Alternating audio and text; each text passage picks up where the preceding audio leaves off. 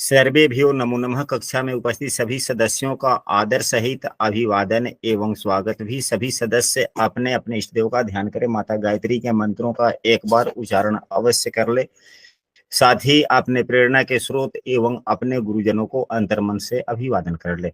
हम लोग के द्वारा नियमित कुंडली फलादेश पर आधारित कक्षा आयोजित की जाती है एवं मेरे द्वारा बहुत ही जल्द पूर्ण प्रारंभिक स्तर से लेकर फलादेश तक की कक्षा आयोजित की जाएगी। यदि उस कक्षा में भी आप शामिल होना चाहते हैं तो स्क्रीन पर दिख रहे नंबर पर आप व्हाट्सएप पर कक्षा में कंटिन्यू हो सकते हैं। रहे हैं लिखा गया है कि लग्न कुंडली से संतान सुख कैसे देखें, इसी विषय वस्तु पर आधारित कक्षा होने वाली है। यदि आपको बिल्कुल भी कुंडली फलादेश नहीं करने आता, फिर भी यदि यह आप कक्षा में पूरी कक्षा को देखेंगे तो आपको कुछ ना कुछ अनुभव जरूर ही बढ़ेगा। आज की कक्षा में जिन जिन विषय वस्तुओं का उपयोग होने वाला है वे सभी विषय वस्तु यहाँ पर मैंने पूर्व से लिख दिए हैं। जैसे कि किस राशि के स्वामी कौन से ग्रह होते हैं, यहाँ पर आप सूर्य देव को देख रहे हैं। सूर्य के सामने 5 लिखा हुआ है, यानी कि 5 नंबर राशि, यानी कि सिंह राशि के स्वामी सूर्य देव होते हैं। ठीक उसी प्रकार 4 नंबर राशि के चंद्रमा स्वामी होते हैं। मंगल देव की राशियां 1 और 8 है। इसी प्रकार से हरे रंग से लिखा हुआ सभी ग्रहों के स्वराशियां हैं। ग्रहों की ऊंच नीच स्थितियां भी होती है, यानी कि ऊंच का मतलब यह होता है कि जिस राशि में ग्रह सर्वोत्तम अच्छे फल लेने का प्रयास करते हैं उसे उच्च राशि ऋषि मुनियों ने बतलाया है। तो सूर्य देव की उच्च राशि 1 यानी कि मेष राशि, चंद्रमा का वृषभ राशि। इसी प्रकार से सभी ग्रहों के आप लाल रंग से देख सकते हैं, समझ सकते हैं। सभी ग्रहों की नीच राशियां भी यहां लिखी गई है। नीच राशि में बैठे हुए ग्रह या नीच राशि पर जिस ग्रह की दृष्टि पड़ती है अच्छे फल नहीं देते। जैसे सूर्य देव की नीच राशि 7 यानी कि तुला राशि, चंद्रमा का 8 यानी कि वृश्चिक राशि, बुध देव का 12 यानी कि मीन राशि। यह काले रंग से जितने लिखे गए हैं सभी ग्रहों की नीच राशियां हैं। आज की कक्षा में हम लोग जिन जिन शब्दों की आवश्यकता होगी, भावेश शब्द से आवश्यकता होगी, तो भावेश किसे कहा जाता है इसको भी हम लोग समझ ले। जिस भाव की विचार करना हो, अब जैसे कि यहाँ पर यह है, यहाँ पर 9 नंबर की राशि लिखी गई है, तो भावेश कौन से होंगे? तो 9 नंबर राशि यहाँ पर है। 9 नंबर राशि के स्वामी देव गुरु बृहस्पति होते हैं, तो इस भाव के स्वामी देव गुरु बृहस्पति कहे जाएंगे। ऐसा हमारे ऋषि मुनियों ने, हमारे गुरुजनों ने हम लोगों को बतलाया है और हम लोगों को भी ऐसे ही समझने चाहिए। इसके बाद में भाव की भी चर्चा होगी कि किस भाव की बात हो रही है। तो कुंडली में सदैव यह जो ऊपर का जो पूर्ण वर्गाकार भाव होता है इसे लग्न भाव कहते हैं। यह दूसरा भाव होता है, यह तीसरा, यह चौथा, यह पांचवा, यह छठा, 7वां, 8वां, 9वां, 10वां, 11वां, यह 12वां भाव। यह भावों की संख्या कभी नहीं बदलते।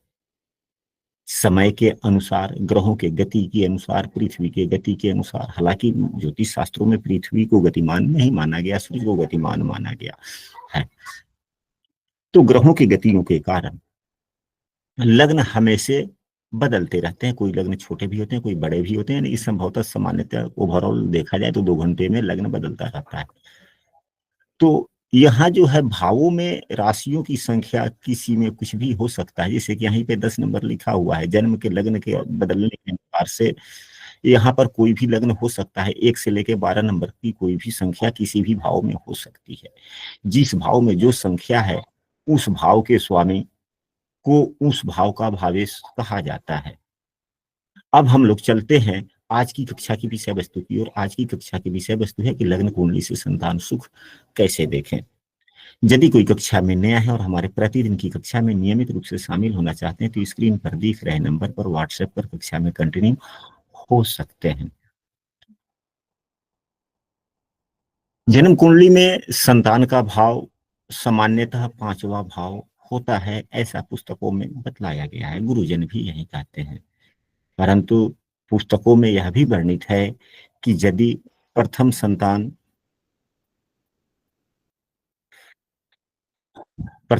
की बात की जाए तो पंचम भाव से देखनी चाहिए। अगर दूसरे संतान के बारे में अगर आपसे कुछ सुझाव सलाह लिया जाता है तो 7वें भाव से देखना चाहिए। 7वें भाव को प्रमुखता देनी चाहिए। अगर तीसरे संतान की चर्चा हो रही हो तो 9वां भाव, चौथे संतान की चर्चा हो रही हो तो ठीक उससे तीसरा भाव यानी कि 11वां भाव। आप सभी पूर्व से जानते हैं कि हम लोगों ने तीसरा भाव क्यों लिया, तो लग्न व्यक्ति का स्वयं होता है और उससे छोटा, खास छोटा भाई का भाव तीसरा भाव होता है। तो प्रथम संतान तो यह हुआ आपका बड़ा संतान, पहला संतान, तो उसके छोटे भाई,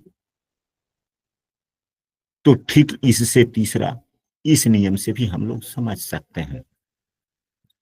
तो अब भाव का चयन तो हम लोग कर लिए। इससे आगे की बात हमारे गुरुजनों का कहना है, पुस्तकों में भी वर्णित है कि लग्न कुंडली एवं चंद्रमा जिस भाव में हो उसको भी लग्न बनाकर लग्न कुंडली बना लेनी चाहिए। हालांकि चंद्रमा यहां से हम लोग समझ लेंगे, तो चंद्रमा से भी 5वें भाव एवं लग्न से भी 5वें भाव को देखना चाहिए यदि प्रथम संतान की बात हो तो। दूसरे संतान की बात हो तो लग्न से 7वें और चंद्रमा से 7वें भाव की विचार करनी चाहिए। एवं संतान के कारक जो होते हैं वे हमारे देवगुरु बृहस्पति होते हैं। देवगुरु गुरु बृहस्पति का भी विचार करना चाहिए। अब हम लोग सूत्रों पर चलते हैं कि लग्न से अब इसी कुंडली को आधार, उदाहरण कुंडली को आधार मानकर हम लोग फलादेश करने का प्रयास करते हैं, समझने का प्रयास करते हैं। जिन जिन नियमों का उपयोग इस कुंडली पर होगा वही नियम अन्य कुंडलियों पर भी लागू होंगे। हाँ, भाव तो वही रहेगा, भावेश बदल जाएंगे, स्थितियां बदल सकती है। तो सबसे पहला सूत्र कि लग्न से 5वें का स्वामी, लग्न से 5वें भाव का स्वामी, चंद्रमा से 5वें भाव का स्वामी एवं देवगुरु बृहस्पति अच्छे स्थान पर हों। अब सबसे पहले लग्न से 5वें देखते हैं, तो लग्न भाव यह हुआ, इससे 5वां भाव हम गिनेंगे, 1 2 3 4, 5वां भाव। तो 5वें भाव में 8 नंबर की राशि बनी हुई है। 8 नंबर राशि के स्वामी यहाँ पर मंगल देव होते हैं। मंगल देव अपनी ही राशि में बैठे हुए हैं। जो ग्रह अपनी ही राशि में बैठा हुआ होता है अच्छा माना जाता है। अब यही मंगल देव जहाँ 4 नंबर की राशि लिखी गई है वहां पे अगर बैठे हुए होते तो नीच राशि के माने जाते, खराब माने जाते। या यहाँ पर इन सभी ग्रहों की शत्रु राशियां लिखी गई है, अगर इस राशि में बैठे हुए होते तो शत्रु राशि में माने जाते, खराब फल देते। कम से कम ग्रह नीच राशि एवं जो लिखे गए शत्रु राशि में ना हो। तो मंगल देव अच्छे हैं, मंगल देव अच्छे हैं।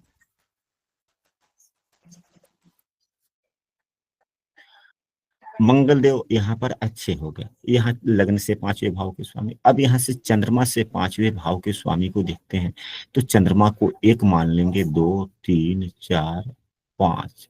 यहाँ पर 3 नंबर की राशि लिखी गई है। 3 नंबर राशि के स्वामी बुध देव है। बुध देव कुंडली में कहाँ है, तो यहाँ पर है, 6 नंबर की राशि में है। 6 नंबर की राशि में बुध देव बहुत अच्छे फल देते हैं। यह इनकी उच्च की राशि है, अपने स्वराशि में बैठे हुए हैं, इसलिए इनकी भी स्थिति अच्छी हो गई। हाँ, सूर्य के साथ में युत है। हम लोगों ने पढ़ा है पूर्व की कक्षाओं में, आपको ज्ञात भी होगा कि जो ग्रह सूर्य की राशि में, पहले सूर्य की राशि नहीं, सूर्य के साथ युत होते हैं तो वह अस्त माने जाते हैं, न उतने अच्छे फल नहीं देते। परंतु सूर्य एवं बुध की युति होती है तो बुध को अस्त दोष न के बराबर लगता है। एवं खास करके बुध देव यदि अपने स्वराशि के होते हैं, अगर बुधदेव यहाँ 3 नंबर की राशि में भी होते और सूर्य से युक्त होते तो भी अस्त दोष न के बराबर लगता है, यानी कि अस्त दोष से उतने प्रभावित नहीं होते। बुध देव अपने उच्च राशि में है, इनकी भी स्थिति अच्छी है। तो चंद्रमा से 5वें भाव के स्वामी की स्थिति अच्छी हो गई, लग्न से पंचम भाव के स्वामी की स्थिति अच्छी हो गई, एवं हम लोग देवगुरु बृहस्पति, अब यही बुधदेव कुंडली में अगर 12 नंबर की राशि में होते या 4 नंबर की राशि में होते तो अच्छे फल प्रदाता नहीं माने जाते। अब इसके बाद में चलते हैं देवगुरु बृहस्पति की भी स्थिति को देख लेते हैं। देवगुरु बृहस्पति अगर अपने स्वराशि के हों, अपने उच्च राशि के हों, तो अच्छे फल, कम से कम यह इन राशियों में ना हो, तो संतान के कारक ग्रह जो देवगुरु बृहस्पति हैं वे अपने शत्रु राशि में भी हैं। तो देवगुरु बृहस्पति की स्थिति यहाँ पर थोड़ी अच्छी नहीं मानी गई। हाँ, अब बात यहाँ पर दो प्रश्न हो जाते हैं। आप लोग बोलेंगे कि सभी गुरुजनों का कहना है कि देवगुरु बृहस्पति एवं शुक्र की शत्रुता भी बहुत अच्छी ही होती है, ये ज्यादा नुकसान नहीं करते, फल भी देते हैं। तो हाँ, यहाँ पर स्थिति यह समझें कि जब बात ज्ञान की हो, बात बुद्धि की हो, तो वहां पर देवगुरु बृहस्पति एवं शुक्र की दृष्टि युति अच्छे फल देते हैं और अधिक बुद्धि का विकास देते हैं। परंतु बात जीव तत्वों की हो तो थोड़ी हानि होने की संभावनाएं भी होती हैं। अलग अलग प्रश्नों पर अलग अलग प्रकार से फल देने का प्रयास देखने को मिलता है, ऐसा अनुभव में देखने को आता है। तो यहाँ पर दो ग्रह तो अच्छे हो गए। कौन कौन ग्रह अच्छे हो गए? तो पंचमेश अच्छा हो गया एवं चंद्रमा से पांचवें भाव का स्वामी अच्छा हो गया। देवगुरु बृहस्पति अच्छी स्थिति में नहीं है। हाँ, हमारे गुरुजनों का यह भी कहना है, पुस्तकों में भी वर्णित है और हम लोग प्रतिदिन यही बात चर्चा करते हैं कि जिस भाव का फलादेश हम लोगों को करना हो, उस भाव से संबंधित कोई भी ग्रह हो, उस भाव से संबंधित कोई भी ग्रह हो और वह भाव से ठीक पीछे हो। अब यहाँ यह पंचम भाव का विचार करना है और यह इससे ठीक पीछे भाव यह हो गया। कुंडली का फलादेश सदैव इस दिशा में चलता है, यह उल्टी दिशा हो गई। यह जो अभी हमने किया यह उल्टी दिशा हुई, यह सीधी दिशा यह होती है। तो उल्टी दिशा में ठीक पीछे अगर ग्रह हो जाते हैं तो वह नुकसान करते हैं। तो यह इसे 12वां भाव भी कहा जाता है, यानी कि भाव से 12वां। अब यह भाव 12वां हुआ तो लग्न से 12वां यह हो गया, तो पंचम भाव से 12वां यह भाव हुआ। देवगुरु बृहस्पति यहाँ पर संतान के कारक होकर बैठे हुए हैं एवं इनकी स्थिति भी शत्रुता की है। यह अच्छी स्थिति नहीं मानी जाएगी, नहीं हो सकती है, ऐसा हम लोग समझ सकते हैं। अब इसके बाद में दो चीजें तो आ गई, यहाँ पर स्पष्ट हो गया कि तीन ग्रह में दो ग्रह अच्छे हैं, एक ग्रह खराब है। कौन कौन ग्रह अच्छे हो गए? मंगल भी अच्छे हैं, बुध भी अच्छे हैं, देवगुरु बृहस्पति यहाँ पर थोड़े अच्छे फल नहीं दे रहे हैं। अब अगले सूत्र पे हम लोग चलते हैं। यदि ये तीनों ग्रह एवं यदि ये तीनों ग्रह अच्छी स्थिति में हो या अगर युति भी है तो शुभ भाव के स्वामियों से युत हो। अब यहाँ पर मंगल देव तो किसी भी ग्रह से युत नहीं है, यूरेनस है, तो इनकी फलादेश में उपयोग हम लोग नहीं करते, हमारे गुरुजनों ने हम लोगों को नहीं बताया। हालांकि ये ग्रह ही है, लेकिन ये पृथ्वी से बहुत अधिक दूरी होने के कारण इनकी रश्मियां हम तक उतनी नहीं पहुंच, जैसा कि गुरुजनों का कहना है, इसलिए हम लोग इसका उपयोग नहीं करते। हाँ, अब यहाँ पर देखा जाए बुध देव के साथ में कौन कौन से ग्रह क्या शुभ भावेश से युत दृष्ट है? तो शुक्रदेव शुभ भाव से युत दृष्ट है। एकादश भाव जो होता है लाभ भाव होता है, बात बीमारी की नहीं हो तो 11वें भाव के स्वामी अच्छे फल देते हैं। यह क्योंकि इच्छा है, लाभ है, लाभ भाव के स्वामी के साथ है। यदि सूर्य देव हैं तो यह धन भाव है, कुटुंब भाव है, यह भी अच्छी भाव है। बात अगर मार्केस की हो, बीमारी की हो, दुखद घटनाओं की हो, तो उसके लिए सूर्यदेव अच्छे फल नहीं देंगे, परंतु अन्य चीजों के लिए अच्छे फल देंगे। भावों के आधार पर ग्रहों के अपने अपने स्थिति के आधार पर फल देते हैं। तो स्थिति अच्छी है, कोई बुधदेव की स्थिति को हम लोग उतना खराब नहीं मान सकते। गुरुदेव किसी भी ग्रह से युक्त नहीं है। अब अगले सूत्र पर चलते हैं कि छठे, 8वें एवं 12वें भाव के स्वामियों से यदि इनका संबंध होता है तो अच्छे फल नहीं देखने को मिलते हैं, संतान प्राप्ति होने में समस्याएं होने की संभावनाएं बनती है। अब यहाँ पर देखा जाए कि छठा भाव कौन है, तो पुनः हम लोग गिन लेंगे, लग्न को एक मानेंगे, यह दो, यह तीन, चार, पांच, यह छठा भाव हुआ, सात, आठवां भाव यह हुआ, 9, 10, 11, 12 यह भाव हुआ। तो यहाँ पर 9 नंबर के जो स्वामी हैं, भले 6 नंबर के राशि के, यानी कि 6 नंबर छठे भाव के स्वामी देव गुरु बृहस्पति हैं।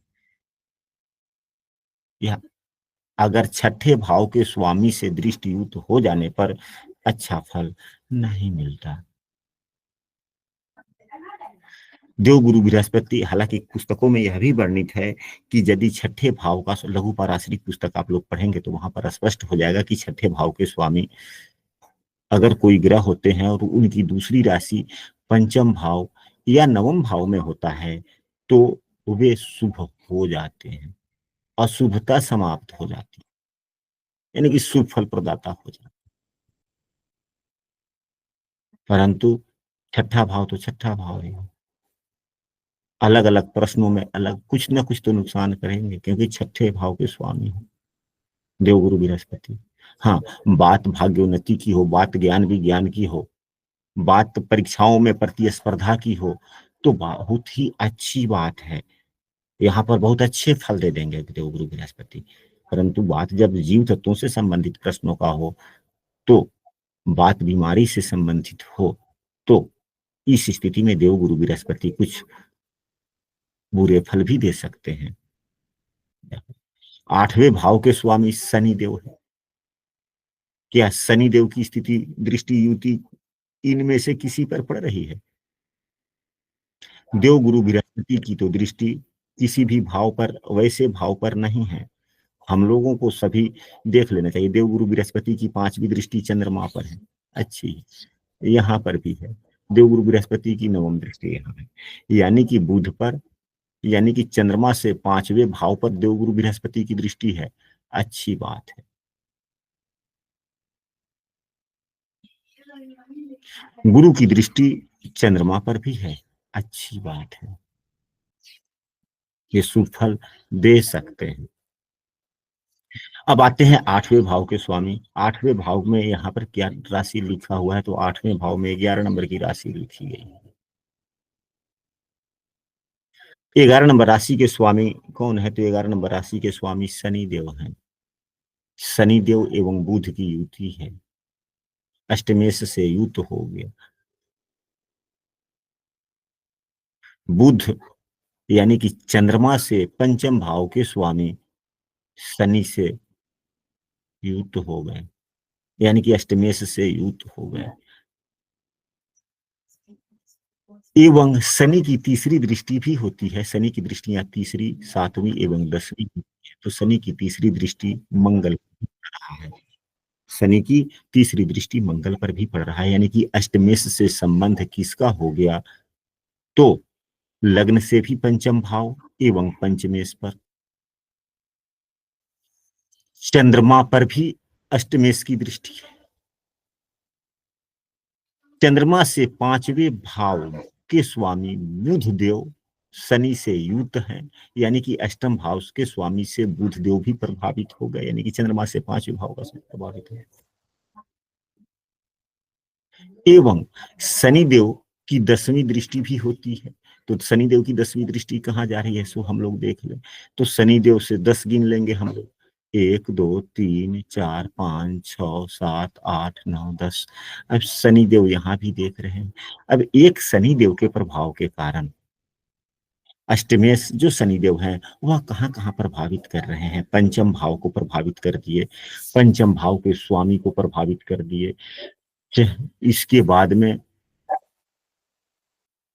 शनिदेव चंद्रमा से 5वें भाव को भी प्रभावित किए, एवं शनिदेव चंद्रमा से 5वें भाव के स्वामी को भी प्रभावित कर दिए।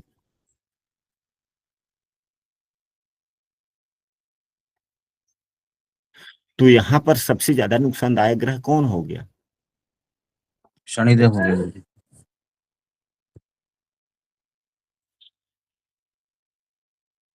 यानी कि हम लोगों को यह समझना है कि पंचम भाव या चंद्रमा से 5वें भाव के स्वामी या उन भावों से कुंडली के छठे, 8वें एवं 12वें भाव के स्वामियों से संबंध बने तो यह अच्छी बात नहीं है। संतान की सुख प्राप्ति में यह समस्याएं देने का काम करते हैं। हाँ, यदि इन सभी स्थितियां भी बन रही हो, परंतु जिन जिन चीजों का, विषय वस्तुओं का हम लोगों ने अभी तक चर्चा किया, अगर वह शुभ युक्त या शुभ दृष्ट हो तो अच्छी बात है। तो क्या यह कोई शुभ युक्त शुभ दृष्ट है? तो अब यहाँ पर जो शनिदेव है, क्या शुभ युक्त है? तो शुक्रदेव यहाँ पर है, शुभ ग्रह है, परंतु शुक्रदेव को केंद्राधिपत्य दोष भी लगा, एकादश शेष भी है।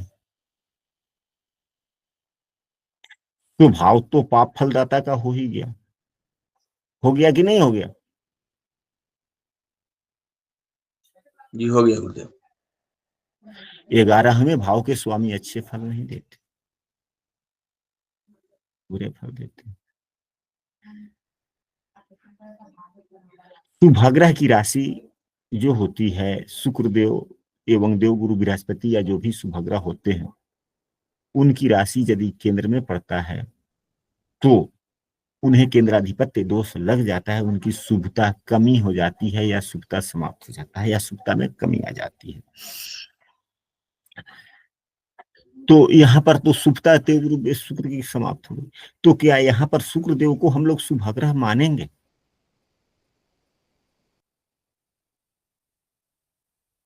पूर्ण शुभग्रह तो नहीं मानेंगे ना, क्योंकि इनमें तो अशुभता वाली गुण आ गया ना कुछ। जी गुरु जी। अब देवगुरु बृहस्पति इस भाव पर देख रहे हैं, शुभ दृष्टि है, चंद्रमा पर भी शुभ दृष्टि है, परंतु यह देवगुरु बृहस्पति क्या कर रहे हैं, स्वयं संतान के जो भाव है, इस भाव के फलों का क्षय कर रहे हैं स्वयं देवगुरु बृहस्पति। ऐसा हम लोग समझ सकते हैं। अब यहां से हम लोग बात विषय बदलते हैं एवं समझने का प्रयास करते हैं कि और क्या क्या सूत्र हो सकते हैं संतान प्राप्ति हेतु। तो संतान प्राप्ति हेतु काफी सूत्र बतलाए गए हैं हमारे ज्योतिष शास्त्रों में। अगर संतान प्राप्ति पर अगर कक्षा की जाए तो महीनों चल सकती है, एक महीने में भी हम लोग सही ढंग से नहीं समझ पाएंगे, इतनी बड़ी विषय वस्तु है। तो कुछ और सूत्र पर हम लोग चर्चा कर लेते हैं। लग्नेश एवं पंचमेश का संबंध होता है, लग्नेश एवं पंचमेश का परस्पर संबंध हो तो संतान प्राप्ति होने की संभावनाएं बनती है। तो लग्नेश कौन है? यहाँ पर लग्न में 4 नंबर की राशि है, 4 नंबर राशि के स्वामी चंद्रदेव होते हैं जो यहाँ पर है। और पंचमेश 8 नंबर की राशि है, 8 नंबर राशि के स्वामी मंगल देव हैं जो स्वयं है। मंगल देव पंचमेश लग्न को, तो लग्नेश को देख रहा है, क्योंकि मंगल की चौथी दृष्टि भी होती है। मंगल की चौथी दृष्टि, 7वीं दृष्टि एवं 8वीं दृष्टि होती है, लेकिन चंद्रमा मंगल को नहीं देख रहा है, चंद्रमा के पास में सिर्फ 7वीं दृष्टि ही होती है। तो दृष्टि से संबंध, परस्पर संबंध नहीं बन रहा है। चौथे 8वें का संबंध है, मंगल से चौथे चंद्रमा है, चंद्रमा से 10वें, चौथे 8वें नहीं, चौथे 10वें का संबंध बन रहा है। तो चंद्रमा से यह 10वें है।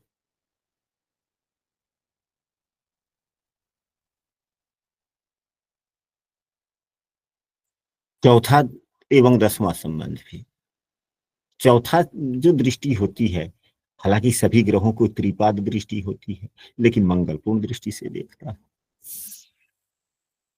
चंद्रमा से 10वां है तो 10वीं दृष्टि भी होती है सभी ग्रहों का, तो एक पाद दृष्टि होता है, यानी कि 25% ही, पूर्ण दृष्टि नहीं है। अब इसके बाद में हम लोग चलते हैं, यानी कि पूर्ण संबंध नहीं है। पंचम भाव पर किसी भी ग्रह की नीच की दृष्टि न हो तो इस कुंडली में किस ग्रह की 8 नंबर की राशि यहां लिखी गई है, तो अगर चंद्रमा यहां पर होते और इनकी दृष्टि यहां पर होती तो नीच की दृष्टि मानी जाती। जो नहीं है। हाँ, अन्य ग्रहों की भी बात कर ली जाए, अगर यहाँ पर 7 नंबर की राशि होता, सूर्यदेव यहाँ पर होते, तो सूर्य की नीच की दृष्टि हो जाती।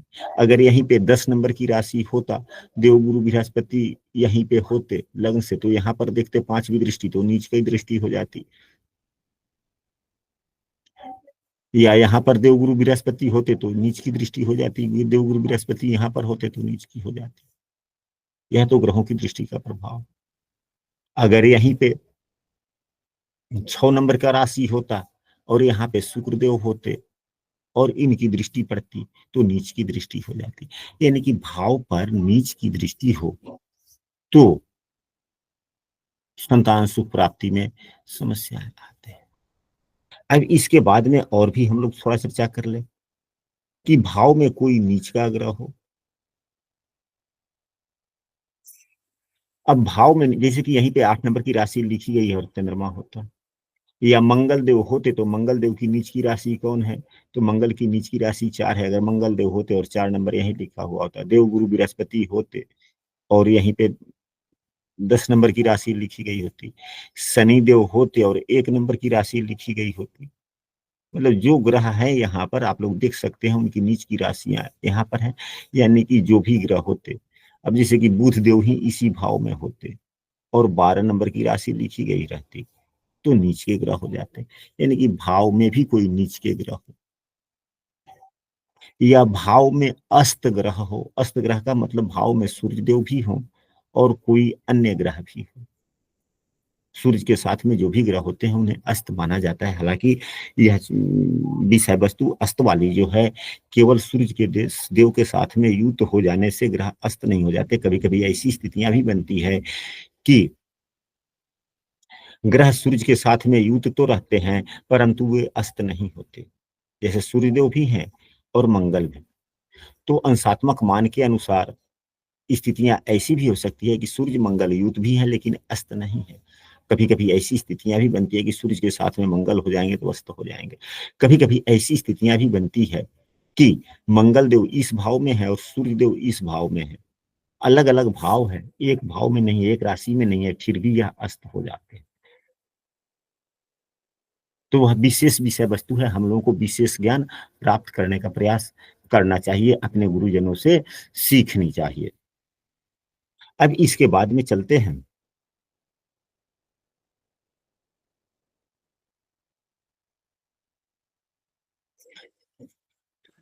5वें भाव में मेष राशि, वृष राशि, कर्क राशि हो।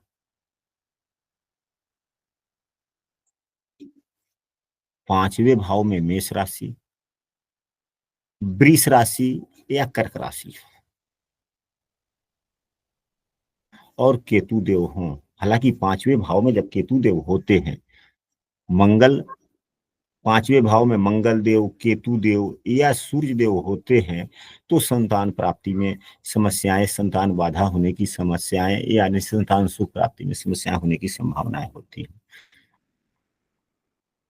गर्भ क्षय होने की भी समस्याएं होने की संभावनाएं बनती है, क्योंकि सूर्य मंगल केतु, सूर्य एवं मंगल ग्रह जो है यह अग्नि प्रधान ग्रह है, अग्नि तत्व के ग्रह। ऐसी स्थितियां होती है। परंतु यदि ये लोग अपने स्वराशि के हों, जैसे मंगल यहाँ पर हैं तो अपने स्वराशि के हैं, यह नुकसानदायक स्थिति नहीं देंगे। सूर्यदेव ही हो, अपने उच्च राशि में हो, अपने स्वराशि के हों, तो नुकसान नहीं देंगे। हाँ, केतु देव भी नुकसान देते हैं, लेकिन केतु देव अगर मेष राशि हो, वृषभ राशि हो या कर्क राशि हो और केतु देव 5वें भाव में हो, तो भी ये भी नुकसान नहीं देते हैं।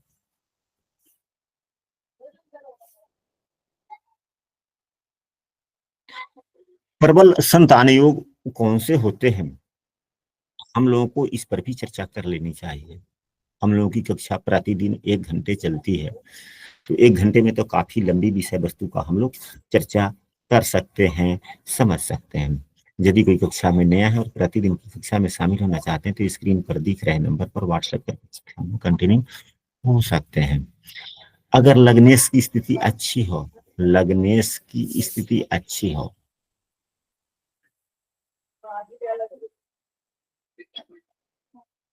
और गुरुदेव की भी स्थिति अच्छी हो, देव गुरु बृहस्पति की स्थिति अच्छी हो, लग्नेश की स्थिति अच्छी हो, पंचमेश की स्थिति अच्छी हो, तो संतान प्राप्ति की यह प्रबल योग है। लग्नेश यहाँ पर चंद्रमा है जो अष्टम भाव में बैठे हुए हैं। अष्टम अगर लग्नेश ही अष्टम भाव में चला जाए उतनी अच्छी बात। एवं जिस राशि में बैठे हुए हैं उस राशि के स्वामी से इनका खडाष्टक योग भी है, एक दूसरे पर दृष्टि भी नहीं है। एवं चंद्रमा एवं शनि की बात की जाए तो चंद्रमा तो वैसे किसी ग्रह को शत्रु नहीं मानता, परंतु यह मित्र भी शनि को नहीं मानते हैं, यह सम मानते हैं। तत्कालिक मित्रता देखी जाए तो चंद्रमा के यह तत्कालिक शत्रु भी है।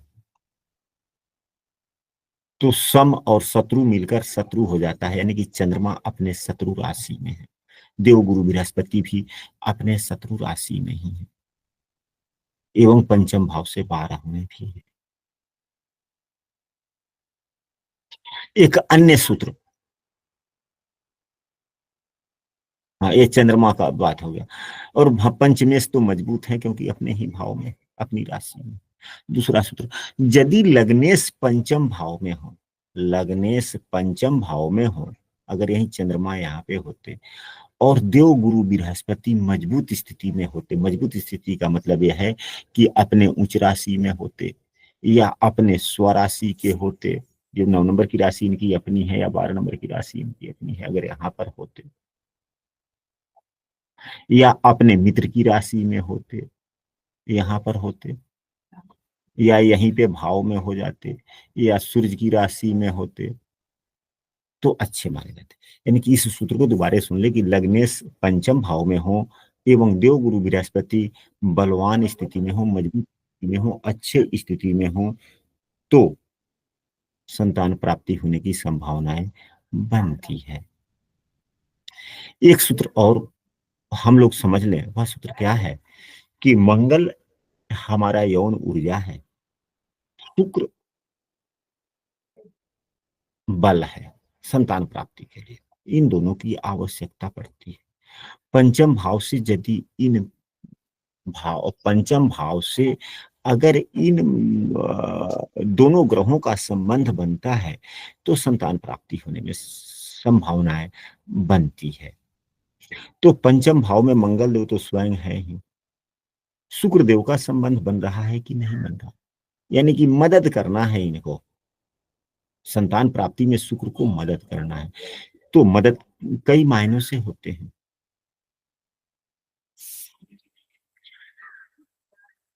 एक, शुक्रदेव की एक पाद दृष्टि हो रही हो, द्विपाद हो रहा हो, तीन पाद हो रहा हो, या पूर्ण दृष्टि चतुर्पाद भी हो रही हो, तब भी। तो यहाँ पर शुक्रदेव जो है 11वें में है, 11वें नहीं तीसरे भाव में है, लेकिन पंचम भाव से 11 में है, तो यहाँ पर तीसरी दृष्टि इनकी हुई। यह दो नियमों से लगता है। 11वें भाव में बैठे हुए ग्रह लग्न को सपोर्ट करते हैं, कि भाव से 11वां भाव जो भी बनता है, तो यहाँ पर आप गिने 5वें भाव से एक गिने, 1 2 3 4 5 6 7 8 9 10 11, तो भाव से 11 हो गया, यानी कि ठीक 2 भाव पीछे, तो उस भाव को मदद करते हैं। एवं एक पाद दृष्टि जो होती है वह एक पाद दृष्टि तीसरी एवं 10वीं दृष्टि को एक पाद दृष्टि कहा गया है, यानी कि एक पाद दृष्टि भी है एवं भाव से 11वें भी है, इसलिए शुक्र से संबंध। हम द्विपाद दृष्टि की बात करें तो द्विपाद दृष्टि 5वीं एवं 9वीं होती है। तीन पाद दृष्टि कौन कौन होती है, तो त्रिपाद दृष्टि 4थी एवं 8वीं होती है, और पूर्ण दृष्टिकोण 4 पाद या पूर्ण दृष्टिकोण होती है तो 7वीं होती है। वैसे शनि देव को तीसरी एवं 10वीं विशेष रूप से पूर्ण दृष्टि प्राप्त है, देवगुरु बृहस्पति को 5 9 पूर्ण दृष्टि प्राप्त है, एवं मंगल देव को 4थी एवं 8वीं यह पूर्ण दृष्टि प्राप्त है। तो शुक्र देव का तो संबंध बन रहा है, मंगल का भी संबंध बन रहा है 5वें भाव से, तो संतान प्राप्ति होने की संभावनाओं में बल मिल रहा है। पंचम भाव में कोई भी ग्रह बैठा हो, किसी भी शुभ भाव का ग्रह बैठा हो, तो संतान प्राप्ति में संभावनाएं प्रबल बनती है। अब यहाँ पर जो मंगल देव हैं, यह दसम भाव के स्वामी बन के बैठे हैं। दसम भाव कुंडली में शुभ भाव के नाम से जाना जाता है या अशुभ भाव सभी जानते हैं। कोई भी एक सदस्य बोले कि दसम भाव को शुभ भाव कहा जाता है या अशुभ भाव? शुभ भाव गुरुजी, क्योंकि कर्म का भाव। तो दसम भाव के स्वामी, दसम भाव शुभ भाव कहा जाता है। और यहाँ पर मंगल देव अपने भाव में ही बैठे हैं, यानी कि दूसरे शब्दों में, हालांकि लघु पराशरी पुस्तक में बतलाया गया है कि जब भी कोई ग्रह केंद्र भाव, हालांकि कुंडली में केंद्र भाव यह है जो पूर्ण वर्गाकार जो भाव है, यानी पहला, चौथा, सातवां एवं 10वां, यह केंद्र भाव कहा जाता है। एवं 5वें एवं 9वें को त्रिकोण कहा जाता है। तो यदि कभी एक ही ग्रह अगर केंद्र भाव एवं त्रिकोण भाव दोनों का स्वामी हो जाता है, तो वह पूर्ण फलदायी, शुभ फलदायी हो जाता है। तो यहाँ पर मंगल देव योग कारक बनकर के शुभ फलदाता स्थिति में बनकर पंचम भाव में ही बैठे हुए हैं। इसलिए पंचम भाव के फलों में तो वृद्धि होना स्वाभाविक सी ही बात है। इसलिए संतान प्राप्ति में संभावनाएं बन रही है। इससे आगे और भी कई विषय वस्तु हम लोग पढ़ सकते हैं, समझ सकते हैं, लेकिन आज की कक्षा में इतना ही रहने दिया जाए। काफी सूत्रों पर हम लोगों ने चर्चा किया। जी गुरुजी। या और भी, हाँ, आज की कक्षा में जहां तक हम लोगों ने अध्ययन किया, इस पर हम लोग निर्णय ले लेते हैं कुछ की क्या करना चाहिए, क्या संतान समस्याएं हैं तो नहीं। तो यहाँ पर अभी तक जितनी बातें हम लोगों ने चर्चा किया, इससे हम लोगों ने क्या सीखा, या इस कुंडली में वैसी कौन सी समस्याएं बन रही है। अभी तक के अध्ययन अध्यापन यानी चर्चा, अध्ययन अध्यापन तो हम नहीं कहते, चर्चा आपसे ज्ञानवर्धन में एक दूसरे से चर्चा करते हुए हम लोग आपस में ज्ञान बढ़ाने का काम करते हैं। तो यहाँ पर शनि के प्रभाव के कारण, यानी कि अष्टमेश चंद्रमा से 5वें भाव को देख रहा है, अष्टमेश पंचम भाव एवं पंचमेश को देख रहा है, अष्टमेश चंद्रमा से 5वें भाव के स्वामी को भी देख रहा है।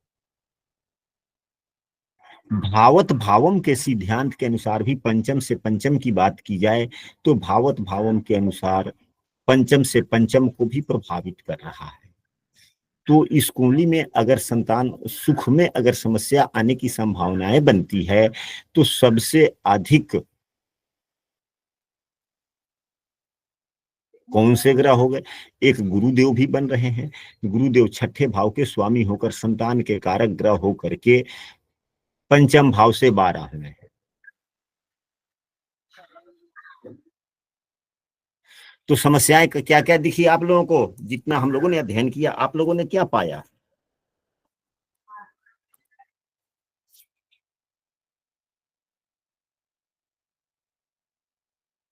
शायद हमारी आवाज आप लोगों को नहीं सुनी। हाँ, गुरुजी, इसमें शनिदेव और बृहस्पति अच्छे नहीं है, इनका कुछ करना चाहिए उपाय। सुनील जी, क्या उपाय करने चाहिए? सुनील जी, बताता हूँ गुरुजी, 1 मिनट बताता हूँ।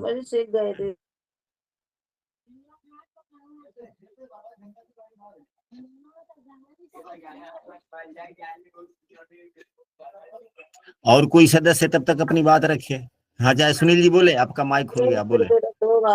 गुरुजी, एक तो जो गुरुदेव के शांति करनी चाहिए इनकी, एक तो। और शनिदेव का क्या किया जाए? शनिदेव बैठे हैं गुरुजी इनके 6 नंबर की राशि में, पिछले तत्व की राशि में बैठे हैं।